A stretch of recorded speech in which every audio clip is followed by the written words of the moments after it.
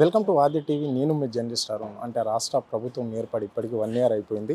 1 year కాలంలోనే 6 గ్యారెంటీలు అమలైనాయా లేదా అనే అంశాలపైన ఇప్పుడు చర్చించే ప్రయత్నం చేద్దాం. మనతో పాటు కుతుబుల్లాపూర్ ఎమ్మెల్యే వివేక్ నంద ఉన్నారు. చెప్పండి సార్, ఇప్పుడు ఏంటి 1 ఇయర్ పాలన ఎట్లా అనిపిస్తుంది ఈ రాష్ట్రంలో? రేవంత్ రెడ్డి తీరు ఏ విధంగా ఉంది? అంటే ఓన్లీ బీఆర్ఎస్ నేతలే టార్గెటా, లేకుంటే పరిపాలన మీద ఏమన్నా శ్రద్ధశుద్ధి ఉందా?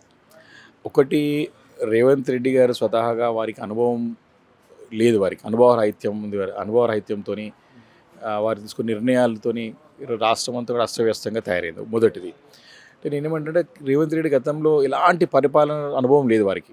వారి గతంలో ముఖ్యమంత్రిగా కానీ మంత్రిగా కానీ పనిచేసినటువంటి ఎక్స్పీరియన్స్ లేదు వారికి. వారికి ఉన్నటువంటి మంత్రివర్గంలో కూడా సుదీర్ఘమైన అనుభవం ఉన్న వాళ్ళు ఒకరిద్దరు ముగ్గురు ఉన్నారు తప్ప ఎక్కువ మంది మంత్రులు కూడా లేరు వాళ్ళంట.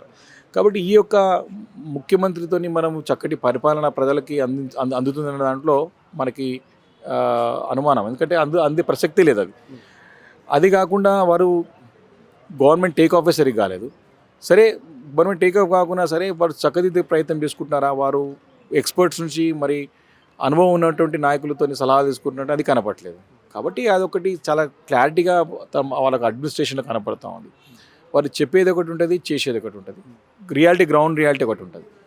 కాబట్టి ఈరోజు వారు ఇచ్చినటువంటి హామీలు అన్నీ కూడా తీసుకున్న తర్వాత పరిపాలన అంటే అడ్మినిస్ట్రేషన్ సరిగా చేయలేకపోతూ ఉన్నారు, పరిపాలించలేకపోతూ ఉన్నారు.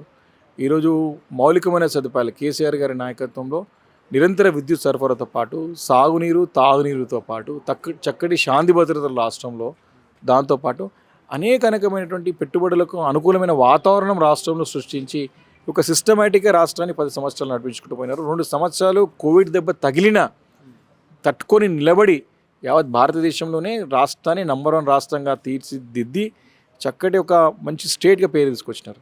అలాంటిది వీళ్ళు అధికారంలోకి వచ్చిన తర్వాత అమలు కాని హామీలు, వారు సాధ్యపడిన హామీలను వాళ్ళు ప్రజలని మోసం చేసి అబద్ధాల పునాదులపైన ప్రభుత్వం ఏర్పాటు చేసి దీని నుంచి ఎట్లా 100 గ్యారంటీలు, 100 రోజుల్లో 6 గ్యారంటీలు, రుణమాఫీ, ఇలాంటి అనేక అంశాలన్నింటినీ పక్కదో పట్టించడానికి రాష్ట్రం యొక్క ప్రతిష్టను దిగజార్చే విధంగా గత ప్రభుత్వం తీసుకున్న నిర్ణయాలను తప్పు అని చేసి చిత్రీకరించే భాగంగా ఈరోజు రాష్ట్రాన్ని అయోమయం చేసినారు ఈరోజు.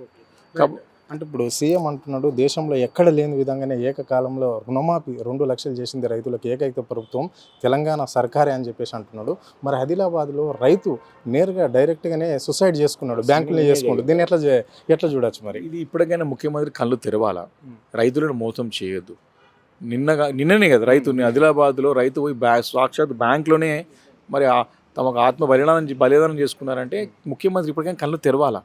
దేవుళ్ళ మీద ప్రమాణం చేసి దేవుళ్ళను మోసం చేసిరంటే ఇంక ఎవరు నమ్ముతారని మేము చెప్తా ఉన్నాం. కాలేదు రుణమాఫీ. మా కుతుబుల్లాపూర్ నియోజకవర్గంలోనే బోరంపేట్ పిఎస్సిలో మాకు ప్రాథమిక వ్యవసాయ సహకార సంఘం ఉంది. 632 మందిలో 11 మందికే, మరి 13 మందికి ఇద్దరికి అయింది, 13 మెంబర్స్కి అయింది. కాలేదు బాబు అని చెప్తూ కూడా వినిపించుకునే పరిస్థితి ప్రభుత్వం లేదు. అంటే కళ్ళుండి చూడలేకుండా, చెవులుండి వినలేకుండా మరి మీరు ప్రయత్నం చేస్తామంటే మాత్రం అది కరెక్ట్ కాదు కదా. ప్రజాక్షేత్రంలో ప్రజాస్వామ్యంలో కరెక్ట్ కాదు కదా. తప్పు సరిదిద్దుకోవాలి కదా. కేటీఆర్ గారు ఓపెన్ ఛాలెంజ్ చేసినారు. నేను ఓపెన్ ఛాలెంజ్ సంపూర్ణంగా అయిందంటే మేము బీఆర్ఎస్ పార్టీ అందరం రాజీనామా చేస్తాం, ఛాలెంజ్కి రెడీ. రేవంత్ రెడ్డి గారు ఎక్కడికి వస్తారు రండి అని చెప్పి ఓపెన్ ఛాలెంజ్ ఇచ్చినారు. ఎక్కడ పోయిన రేవంత్ రెడ్డి మాటలు బాగా మాట్లాడతారు కదా, బాగా ఛాలెంజ్ చేస్తారు కదా, ఎగిరెగిరి పడతారు కదా. సమాధానం చెప్పండి. అంటే రాజకీయంగా సమాధానం చెప్పలేక, రైతులకు సమాధానం చెప్పలేక, అక్రమంగా కేసులు బనాయించుకుంటూ కక్షపూరితమైనటువంటి వాతావరణంతో, ఆలోచన విధానంతో రాష్ట్రాన్ని అప్రతిష్ట పాలు చేశారనడానికి ఎలాంటి సందేహం లేదు. అంటే మొన్న బీఆర్ఎస్ తలపెట్టిన షాబాద్ దీక్షలో, రైతుల దీక్షలో ఏదో కపట ప్రేమ అని చెప్పేసి ఎమ్మెల్సీ మహేందర్ రెడ్డి అంటున్నాడు. దొంగ దీక్ష చేసారు బీఆర్ఎస్లు అంటారు. ఈ వాక్యాన్ని ఎట్లా చూడాలి? ఇప్పుడు చూడండి, 100 రోజుల్లో 6 గ్యారెంటీలు అని చెప్పి చేసింది దొంగ హామీలు చేసింది ఎవరు ప్రజలకు అర్థం అవ్వట్లేదా? 10 సంవత్సరాలు నేరుగా రైతుల ఖాతాలకి 1,00,000 కోట్లు దాదాపు వేసింది బీఆర్ఎస్ ప్రభుత్వం కదా, కేసీఆర్ గారు కదా. వాళ్ళకి తెలియదా బీఆర్ఎస్ పార్టీ గురించి? తెలియదా? ప్రజలు మమ్మల్ని గుండెలో పెట్టుకొని చూసుకున్నారు. కేసీఆర్ గారి నాయకత్వం పట్ల సంపూర్ణమైన నమ్మకం, విశ్వాసం ఈరోజు రైతాంగానికి కానీ అన్ని వర్గాల వారికి ప్రజలకు ఉన్నది. ఈరోజు కాంగ్రెస్ పార్టీ తప్పుదో పట్టించడానికి, డైవర్ట్ చేయడానికి, డైవర్ట్ పాలిటిక్స్ చేస్తుంది తప్ప ఏం లేదు. ఈరోజు ఎక్కడ పోయినా సరే ఈరోజు ఇరిగేషన్ కానివ్వండి, ఎలక్ట్రిసిటీ కానీ, వాటర్ కానివ్వండి, అన్నీ కూడా చక్కగా చేసినటువంటి ఘనత కేసీఆర్. ధాన్య ఉత్పత్తిలో ఈరోజు మనం పెద్ద దేశంలోనే హర్యానా, పంజాబ్ రాష్ట్రం తలదైన విధంగా మనం తయారైనామని చెప్తే అది మన గర్వకారణం కాదా? కేసీఆర్ గారి పనితీరు కాదా? కాబట్టి కాంగ్రెస్ పార్టీ నాయకులు తమ యొక్క రాజకీయ పబ్బం గడుపుకోవడానికి తమ పదవుల గురించే వారు ఇట్లా మాట్లాడుతున్నారు తప్ప వారి అవగాహన రాహిత్యం అంటే వాళ్ళకి లేదు, సబ్జెక్ట్ తెలియకుండా ఏదో మాట్లాడుతున్నారు. ఈరోజు కాంగ్రెస్ ఆదరణ కోల్పోయింది, ప్రజలు వారిని ఆదరిస్తలేరు. వారు చాలా స్పష్టంగా ప్రజలకు అర్థమైంది, కేసీఆర్ గారి నాయకత్వమే బాగుండే, బీఆర్ఎస్ ప్రభుత్వమే బాగుండే. వారి ప్రభుత్వం నుండి చాలా ఈజీగా ప్రజలు కంపేర్ చేసుకుంటున్నారు, పోల్చుకుంటున్నారు. ఆయన ఉన్నప్పుడే బాగుండే, పెద్ద ఆయన ఉన్నప్పుడే బాగుండు అనుకుంటున్నారు. కాబట్టి ఇప్పటికైనా ప్రభుత్వం కళ్ళు తెరిచి రాబోయే రోజుల్లో మంచి పరిపాలన, కనీసం నువ్వు ఇచ్చిన హామీలు దేవుడెరు కానీ, నువ్వు తెచ్చే పెట్టుబడులు దేవుడెరు కానీ, ఉన్న పెట్టుబడులు పోకుండా, ఉన్న రైతులను ప్రాణాలు పోకుండా కాపాడుకున్న నిర్ణయాలు తీసుకొని రైతాంగాన్ని, వ్యవసాయాన్ని, దానిపై ఆధారపడ్డ కుటుంబాలని, అన్ని వర్గాల వారిని కాపాడే బాధ్యత ప్రభుత్వం పైన ఉంది కాబట్టి చేయాలని చెప్పి డిమాండ్ చేస్తాం. ముఖ్యమంత్రి అంటున్నాడు అడుగున బీఆర్ఎస్ నేతలే ఇక్కడ కంపెనీలు ఇండస్ట్రీలు రాకుండా అడ్డుపడుతున్నారు, దానికి వాళ్ళే కారణము అని చెప్పేసి అంటున్నాడు. అయినప్పటికీ కూడా 1 year పాలనలో 9.5 సంవత్సరాలు చేయని బీఆర్ఎస్ ప్రభుత్వం అంతకంటే అభివృద్ధి చేసినాం, అందుకే మేము ప్రజలకు దగ్గర ఉన్నాము. ఈ బీఆర్ఎస్ నేతలు ఎంత అడ్డుపడ్డా కానీ ఇందిరమ్మ రాజ్యంలో ప్రజలు మా వైపే ఉన్నారు అంటున్నాడు. స్థానిక సంస్థ ఎన్నికలలో మా బీఆర్ఎస్ కాంగ్రెస్ సోషల్ మీడియా తయారవుతుంది, అప్పుడు బీఆర్ఎస్ వాళ్ళు అంతు చూస్తుంది అని చెప్తున్నాడు. ఈ వాక్యాన్ని ఎట్లా చూడాలి? అంటే వాళ్ళకి ఓ లీడర్ లెక్క కదా, మరి సోషల్ మీడియా ఓ లీడర్ ఇప్పుడు కొత్తగా తయారు చేసుకోవాలి కదా అంతా కూడా. నేను ఒకటి చాలా స్పష్టంగా తెలియజేస్తున్నాను, ఈరోజు ముఖ్యమంత్రి గారికి నిజంగానే తన పైన పరిపాలన పైన కానీ, కాంగ్రెస్ ప్రభుత్వానికి పరిపాలన పైన పట్టుంటే 6 మంది మంత్రులను ఎందుకు వేసుకోలేకపోతున్నాయా? ప్రశ్నిస్తూ ఉన్నారు కాంగ్రెస్ పార్టీ, పెద్ద పెద్ద మాటలు మాట్లాడుతున్నారు కదా. నీ ప్రభుత్వమే ఉంది కదా, 6 మంది మంత్రులు సంవత్సరం అవుతుంది, ఇంకా ఇక్కడ నిద్రపోతున్నాం. మరి పనిచేయడానికి అవసరం లేదా ప్రజాస్వామ్యంలో? మరి 6 మంది మంత్రులకు ఇచ్చేటువంటి సత్తా లేదా నీకు? హైదరాబాద్ ఇంత పెద్ద నగరం, గుండెకాయ తెలంగాణ రాష్ట్రానికి. హైదరాబాద్ నగరం నుంచి ఒక్క మంత్రి ఉండడా? ఒక్క అర్హుడు లేడా ఇక్కడ? గ్రేట్ హైదరాబాద్లో రంగారెడ్డి జిల్లాకి, హైదరాబాద్ నగరానికి ఒక్క ఎమ్మెల్యే కూడా లేడా? ఉన్నటువంటి ఎమ్మెల్యేలు పనికిరానోళ్ళ? ఉన్నట్టు ఎమ్మెల్యేలు పనికిరానట చెప్పాలా ముఖ్యమంత్రి గారు? ఈరోజు మాట్లాడటానికి రాజకీయాలు చాలా మాట్లాడతాం, కానీ వాస్తవ పరిస్థితులు ప్రజలకు ఏం బాగా చేస్తున్నామని తెలుసుకోవాలి.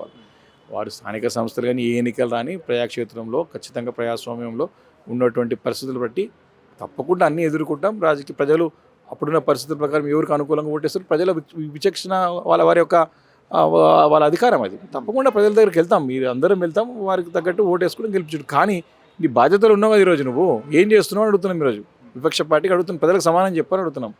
అది చెప్పకుండా కేవలం కాలయాపన చేసుకుంటా, రాజకీయ మాటలు మాట్లాడుకుంటా, మన ఒక ఏమంటారంటే వాటి మనమంతా కూడా బజారు భాష అంటారు, బజారు భాష మాట్లాడుకుంటాం. కరెక్ట్ కాదు, అది మార్చుకోవాలి, పద్ధతి మార్చుకోవాలి, చక్కటి పరిపాలన అందించడానికి ప్రయత్నం చేయాలి. చివరిగా అంటే ఇప్పుడు కొత్తగా రేషన్ కార్డులు ఇస్తామని చెప్పేసి కాంగ్రెస్ గవర్నమెంట్ అంటుంది. ఈ రేషన్ కార్డులో ఇన్ని నిబంధనలు పెడుతుంది అంటే మ్యాక్సిమం అంటే ఇక్కడ మీరు చెప్పిన విధంగానే అంటే ఇతర ప్రాంతాలలో బతకడానికి ఏదో ప్రైవేట్ సెక్టర్లో పనిచేసే వాళ్ళకి కూడా కొట్టేసే ప్రయత్నం చేస్తుంది ఈ ప్రభుత్వం. అంటే ఈ రేషన్ కార్డుల విషయంలో ఎన్నికల మేనిఫెస్టోలో ఇట్లా చేస్తాము అని చెప్పేసి కాంగ్రెస్ ప్రభుత్వం ఎక్కడన్నా మెన్షన్ చేసిందా?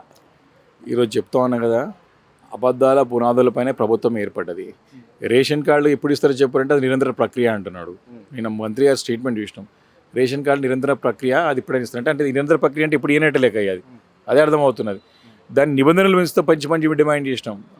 గ్రామీణ వాతావరణంలో, పట్టణ వాతావరణంలో తమకున్న సీలింగ్ ఏదైతున్నదో దాని ఇన్కమ్ లెవెల్స్ పెంచినట్టయితే ఇంకా చాలామంది అర్హులకు వచ్చే అవకాశం ఉంటుందని చెప్పినాం. కానీ అలా కాకుండా ఎక్కువ నిబంధనలు పెట్టి మన జరిగినటువంటి సర్వేలో మరి ఆ సర్వే మనకి శాస్త్రీయ దానికి మనకి బెంచ్ మార్క్ కాదు, దాన్ని తీసుకొని పరిగణలోకి తీసుకోమని చెప్పినారు. ఇప్పుడు మళ్ళీ దాన్ని పరిగణలోకి తీసుకుంటామని చెప్తున్నాం. అంటే వాళ్ళ అయోమయం పరిస్థితి. అదే చెప్తున్నా కదా, అనుభవం లేనిటువంటి ప్రభుత్వం ఇది. ప్రజలకు ఏం కావాలో తెలియనటువంటి ప్రభుత్వం, బై డిఫాల్ట్ వచ్చిన ప్రభుత్వం. కాబట్టి ఇవన్నీ కారణాలతో ప్రజలు ఈరోజు సతమతం అవుతా ఉన్నారు. వారు ఇచ్చిన హామీలు, ఈ రేషన్ కార్డు, అది కాదు ఇది అయోమయ పరిస్థితి ఏర్పడ్డది.